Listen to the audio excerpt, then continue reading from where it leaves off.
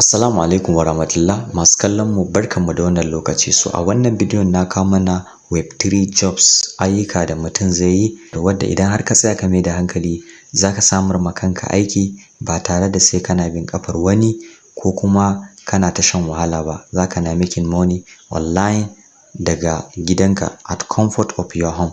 So ka tsaya ka kalli bidiyon nan daga farko har zuwa ƙarshe. Kuma shi wannan Web3 da zan nuna mana ba sai kana da wani technical knowledge, ma'ana irin ƙwarewa abin da ya shafi a ce programming ko wani ƙirƙiran blockchain ko wani haɗa smart contract ko kuma a ce professional graphic design ko a ce ka iya software development ko wani abu ba. So wannan kawai skill ne wadda kowa ma zai iya in har ka tsaya ka mai da hankali a kai, insha Allahu za ka yi benefiting, za ka na samun kuɗi online. So ka tsaya kalli bidiyon nan daga farko har zuwa ƙarshe. So Web3 na farko shine community manager. Shi abin da za ka na yi shine za ka na kula da manhajojin sada zumunta musamman irin Discord, Telegram group, Facebook, Twitter da dai sauransu.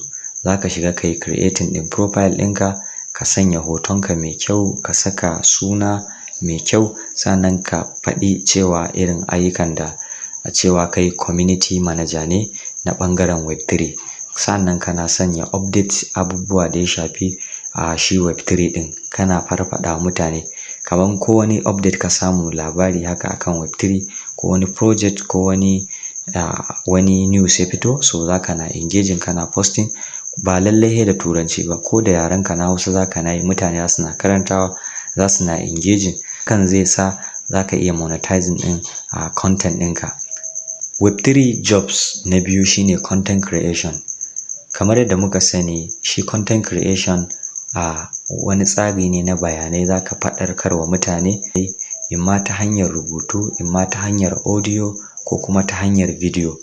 So kana ilmantar da mutane na abubuwan da suke faruwa maybe akan Web3 ɗin, ko kuma kana koyarwa tutorials na yadda ake misali siyan coin, kana sharing project wanda suke tasowa ko kuma wanda suke trending ake magana da su a ɓangaren Web3. In ka tara followers za ka yi monetizing ɗin content ɗinka.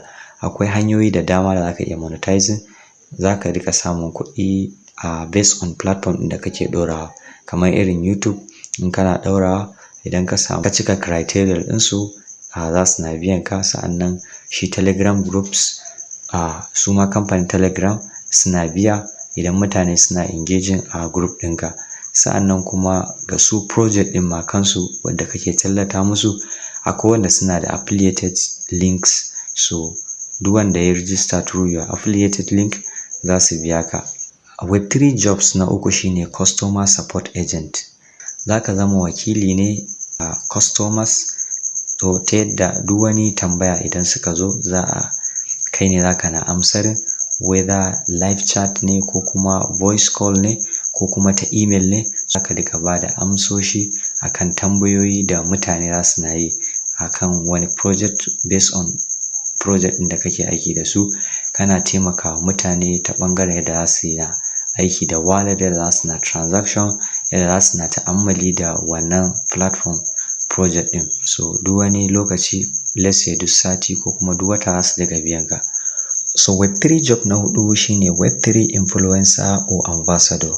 So aikinka a nan shine za ka zama wakilin project ta hanyar za ka rika tallata su a social media handle ɗinka. Za ka rika ba da bayanai yadda project ɗin yake, da use case ɗinsa yadda yake aiki, da kuma amfaninsa ga al'umma, da kuma ba da update da duk wani bayanai da suka fitar. So wannan aikinka kenan. So wadda idan kuma kana yi, su ma za su rika biyan ka maybe duk sati ko kuma duk wata ɗaya.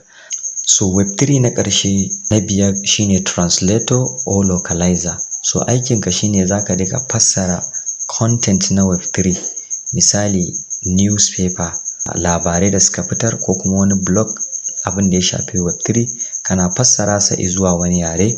Sannan kuma kana taimakawa project ɗin ga mutanen da ba sa jin yaren turanci.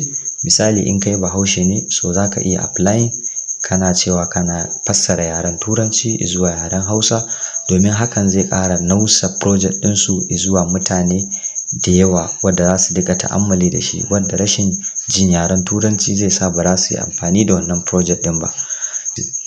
So wa'annan su ne dai a takamaiman jobs guda 5 da mutum zai iya farawa a ɓangaren Web3 ko da bayi da wancan technical knowledge. So nan muka ga ƙarshen bidiyon nan. Idan kuna son content irin wannan, ku danna mun like sannan ku danna subscribe, so da duk lokacin da muka kawo sabon update za ku gani a notification ɗin wayarku. So sai mun haɗu a bidiyo na gaba. Bye.